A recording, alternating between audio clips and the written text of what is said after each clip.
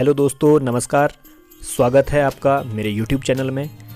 आज की इस वीडियो में मैं बात करूंगा मात्रिक छंद आल्हा की।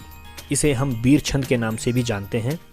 दोस्तों, आल्हा छंद आदिकाल का बहुत चर्चित छंद रहा है, क्योंकि आदिकाल में बहुत सी लड़ाइयाँ लड़ी गई, जिसमें अनेक राजाओं की वीरता का वर्णन हमें देखने को मिला।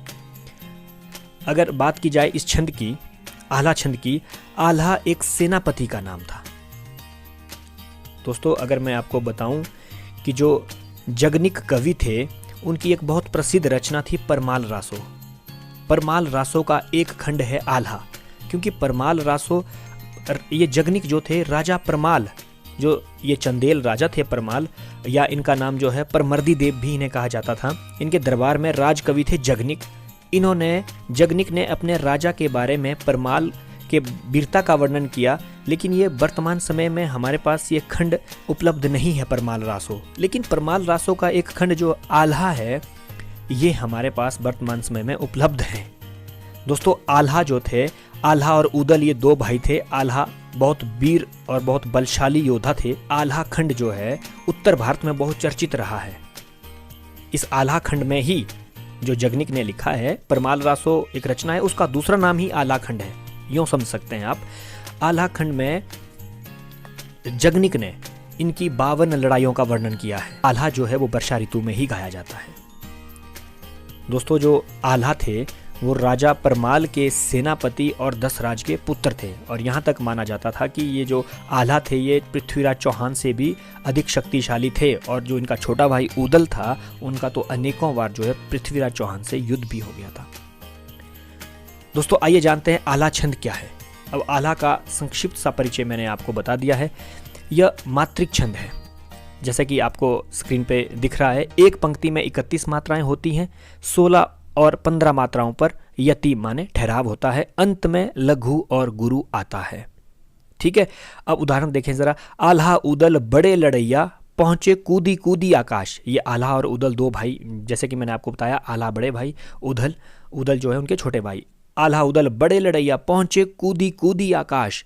एक फूंकी माँ वैरी उड़ी गए, के डारिनी बैरी का नाश। अब एक फूंक में कोई दुश्मन को नहीं उड़ा सकता, तो यहाँ पर अतिशयोक्ति भी है।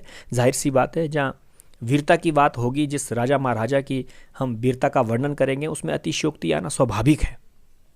देखें जरा, छंद को देखें। आल्हा उदल बड़े लड़ैया, जरा इनकी मात्राएं देखते हैं। ये आ गुरु, हा गुरु, उ गुरु, द लघु, ल लघु, व लघु, ड़ में ए की मात्रा है तो ये गुरु हो जाएगा। ल लघु, फिर से ड में जो है ए की मात्रा है, ये आपका गुरु हो जाएगा, या गुरु। अब देखें ज़रा ये मात्राएं हमारी 16 हैं या नहीं। 2 2 4 2 6 7 8 9 10 11 12 13 14 15 और 16 बिल्कुल सही है। इसके बाद जो है हमारी 15 मात्राएं होनी चाहिए। देखें ज़रा, प लघु, ह में छोटे उ की मात्रा है, लघु, चे है, पहुँचे, च में ए की मात्रा है तो ये आपका गुरु होगा। क में बड़े उ की मात्रा है, ये आपका गुरु हो जाएगा। द में छोटी की मात्रा है तो ये आपका लघु। इस तरह, या फिर से क में छोटे उ की मात्रा है तो ये बड़े उ की मात्रा है, ये आपका गुरु हो जाएगा। द में छोटी ई की मात्रा है, लघु हो जाएगा।